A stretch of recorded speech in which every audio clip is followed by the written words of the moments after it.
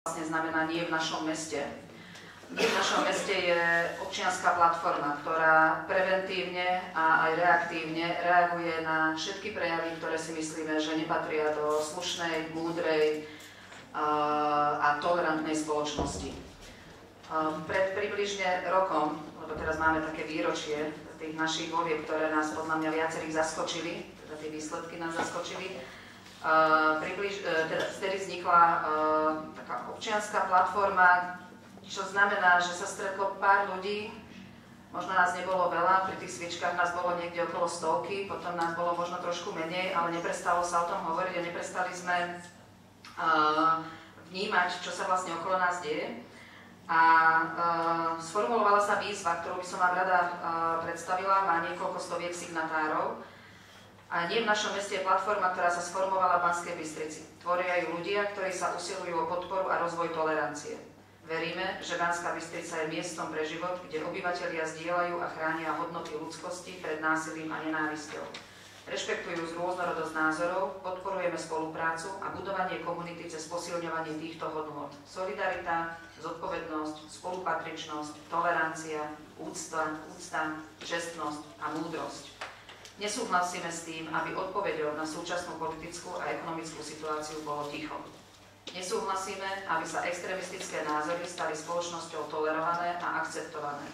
Veríme, že ticho nie je správnou odpoveďou na nenávisť a násilie. Niekedy stačí len prelomiť ticho a hovoriť nahlas.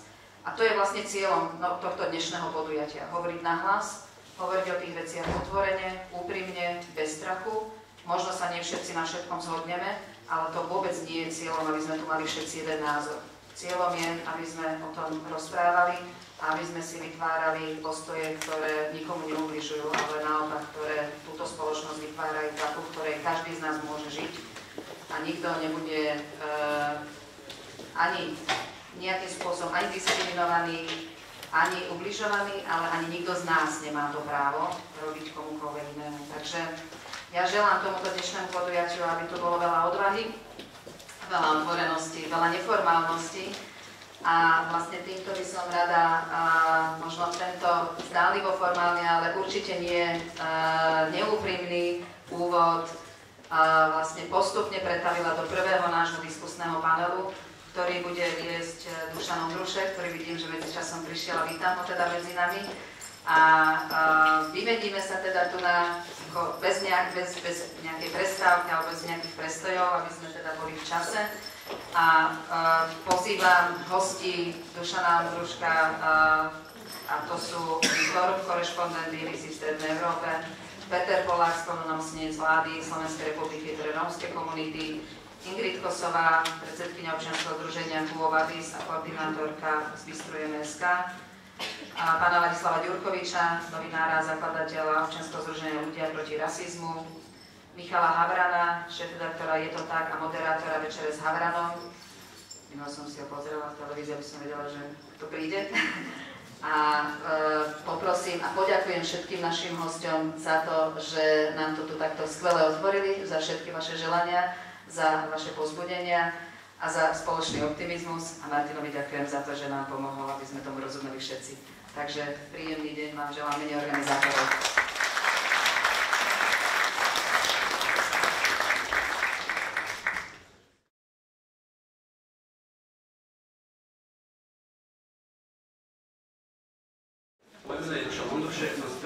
Budem moderovať túto časť diskusie do 12. hodiny a chceme skončiť tak, aby sme naozaj do tej 12. skončili. Máme 5 skvelých rečníkov, ktorí so svojimi príspevkami na začiatku vystúpia a ten plán je taký, že necháme priestor rádovo asi 10 minút každej z nich vlastne a potom, ako individuálne vlastne vystúpia, tak trošku necháme malý priestor na to, aby mali šancu reagovať v pléne na seba, pokiaľ zaznie nejaké zaujímavé myšlienky a radi by doplnili alebo dodali niečo. A potom dáme priestor pre publikum s tým, že čokoľvek sa chcete spýtať, tak bude kolovať mikrofón a poprosím vás potom, skúste iba do mikrofónu hovoriť a počkajte si, až na to keď svieti svetelka. Mala by to byť výborná diskusia, pretože cieľom je pomenovať zdroje a príčiny nárastu extrémizmu, a to na Slovensku, ale aj v Európe. Mohli sme vlastne dať do kontextu širšieho rámca porovnania vlastne toho, čo sa deje nielen tu na tom meste, nielen na Slovensku, ale aj v celkovom vlastne kontexte. Je tu malá zmena v programe v tom, že Daniel Milo, ktorý je napísaný vo vašom programe v tomto bloku, bude v ďalšom bloku, takže vlastne sa to mierne vlastne posunie. A myslím, že vlastne týmto môžeme začať. Ja chcem veľmi pekne privítať pána Thorpe, ktorý je korešpondent BBC v strednej Európe, expert na túto problematiku a má možnosť práve povedať aj ten širší kontext. A v tomto prípade to urobíme tak, že nemáme tu priame tlmočenie, ale to, čo dostávate, je preklad jeho príspevku v tlačenej podobe. Práve to rozdávame, takže môžete to sledovať v slovenskom vlastne preklade v tej tlačenej vlastne podobe, ale neváhajte samozrejme v diskusii reagovať na to, pretože bude šanca, že budeme priamo prekladať diskusiu na mieste. Okay, so I'm very glad to give the floor for Mr. Thorpe. Poprosím Nick, buďte tak dobrí a ujmite sa slova. The floor is yours. You'll use the mic.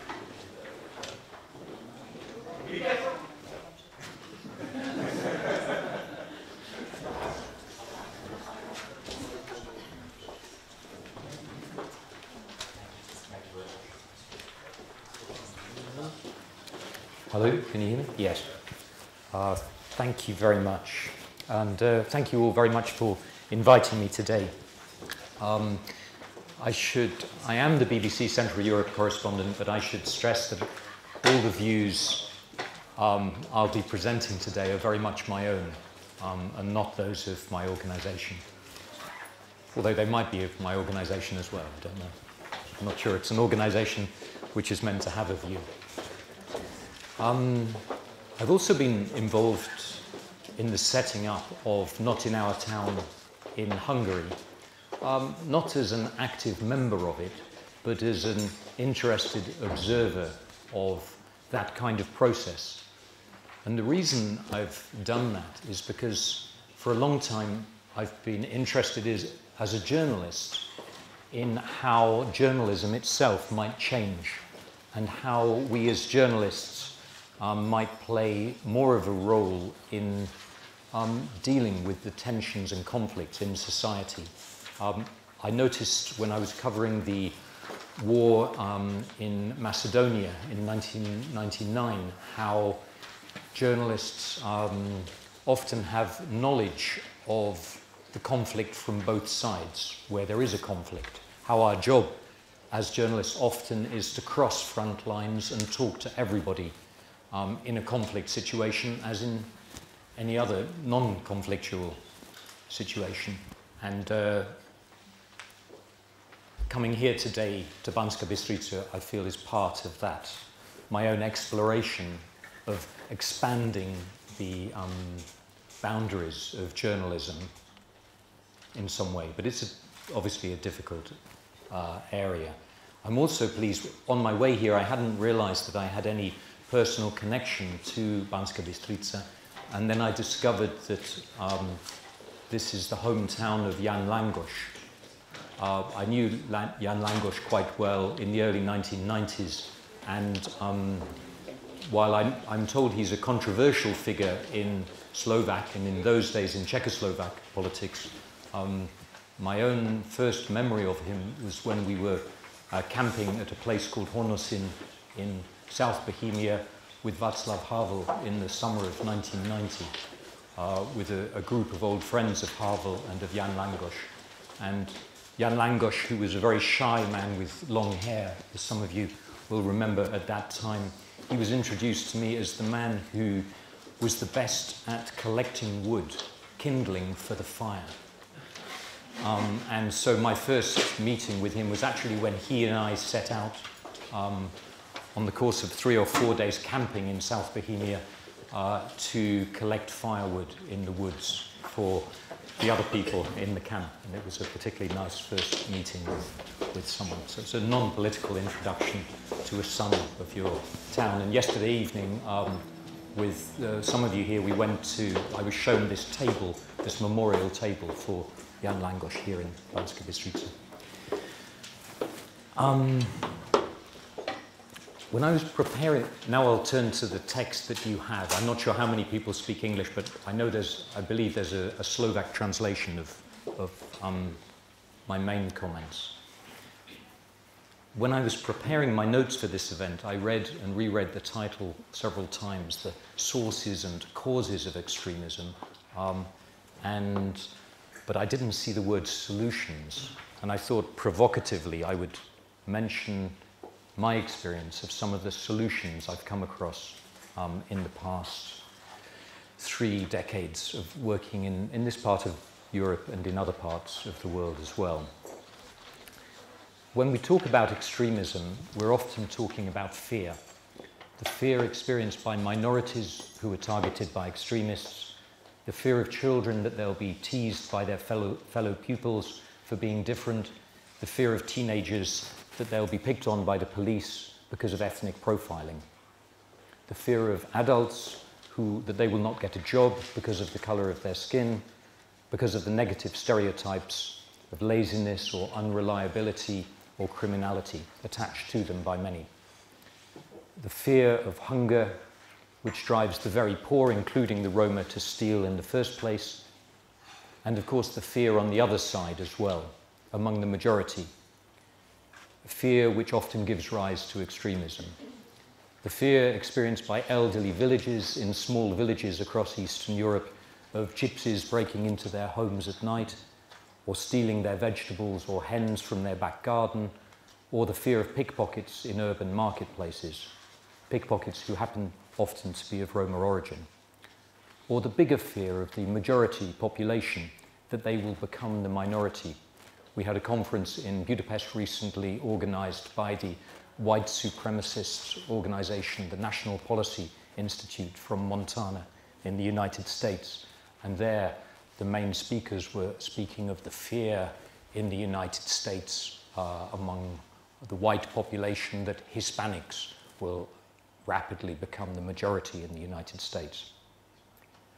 Or the fear of people like me, of even touching on difficult themes for fear that we will not be politically correct, or that even, God forbid, that we will be labelled racists.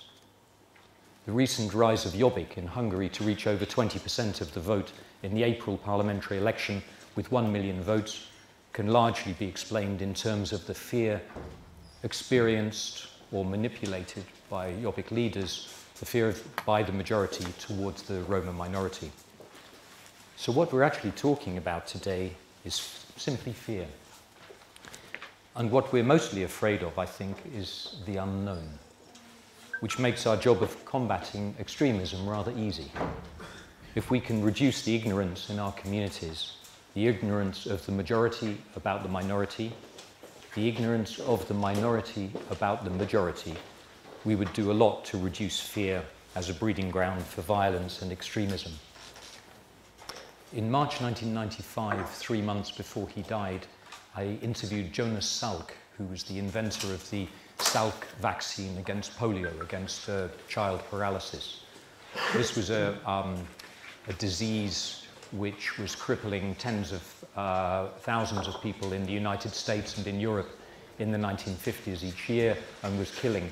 Apart from the nuclear bomb, this was what in the United States was the most, when Americans were asked in the 1950s what they were most afraid of, they put the nuclear bomb in the first place, the atomic bomb, and in the second place they put polio. And Jonas Salk was the scientist who developed, along with Albert Sabin, his rival, the first effective vaccine against the virus. And I was interviewing Jonas Salk in San Diego 3 months before he died in 1995. And during the interview, he used the word wisdom a lot. So at one point, as a journalist, I asked him to define for me what he meant by wisdom.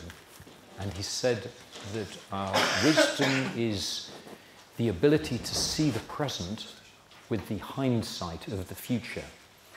In other words, to project oneself, let's say 20 years into the future, and to imagine the situation we would like to be in then, and then to come back to the present and devise the paths which will lead to that wonderful place we've just imagined.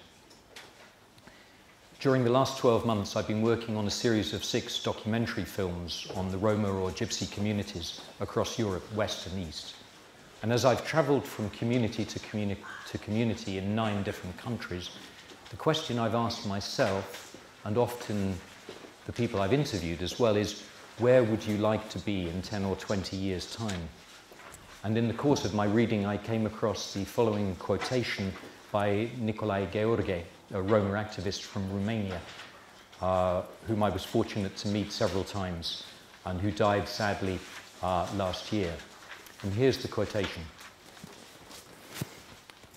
I can foresee the emergence of a European-wide Roma culture, coherent, formalized, carried on by folk customs as well as by intellectual elites. The bedrock of such a culture-building process would be the large and diverse Roma population across Europe, with members who have the confidence of secure citizenship as individuals in the states where they live. So let's imagine for a moment that we're in 2025 or 2030 and Nicolae Gheorghe's vision has come true. It's a happy thought, even a funny thought, and as we break open the champagne, someone has to give a brief speech to explain to all those who only go to parties and never do any work how on earth we got here. And I'd like to use the next few minutes to making that speech. So here we are in 2025 in Banská Bystrica, how did we overcome that fear of the unknown, that fear of the other? And as we're speaking here in Slovakia, first and foremost about the Roma, I'll use the word Roma here, although the same lessons could be drawn for other minorities. We achieved that by strengthening the pride of the Roma in their otherness, in their culture, in their history and traditions and language. And at the same time, parallel to that, by strengthening their sense that they are equal citizens to us with the same rights and obligations. How have oppressed people throughout history learnt about their own culture? By storytelling within their community, by the elders being given a chance to tell their stories, by the writers and poets and artists and filmmakers and journalists writing it down or painting it on a wall. And how have little known or little understood people dispelled the fear of them among the majority throughout history, by making themselves better known, by introducing themselves, by telling their stories, not just inside their own communities, which is also very important, but to the majority as well. And that storytelling process is what has worked so well in Slovakia and Hungary and Romania. Remember that I'm speaking to you from 2025. But for good storytelling, we needed good listeners. And I have to say that you here in Banská Bystrica were very good listeners back in 2014. But storytelling is a communal activity, and like in any family or group of friends, it gets pretty boring if only certain people always talk and everyone else is mostly silent. So a key to our success in Slovakia and Hungary and Romania was getting the silent majority to talk too. You would be familiar with, you may be familiar with Steven Spielberg's work with victims, survivors of the Holocaust. He devoted a great deal of time and money and effort into collecting the stories of tens of thousands of survivors of the Holocaust. As we speak about minorities, though, today, I'm often struck by the fact that the peasantry of Europe, the peasants of Europe, are becoming perhaps the largest minority that we have. Not the Roma, the peasants of Europe. Where is the Steven Spielberg who is recording the stories of the peasants of Europe, the last peasants of Europe. And if we were to ask if those stories were to be compiled not only in local newspapers and in local media, but at a national or an international level, that is also a great wealth, part of the great storytelling tradition of the European cultures. Remember the old ladies, the old men at those meetings in village halls and church halls, talking about how life used to be in their villages, how the gardens were well kept, the pride taken in work, the beauty of the houses, the community feeling in the great winter of 1986 or during the great flood of 1938. Do you remember how the gypsies listened in silence and how well they listened to those stories of how wonderful life was in villages which had become so wretched? Do you remember their pride when they heard that the baskets the peasants picked apples in were made by their own ancestors,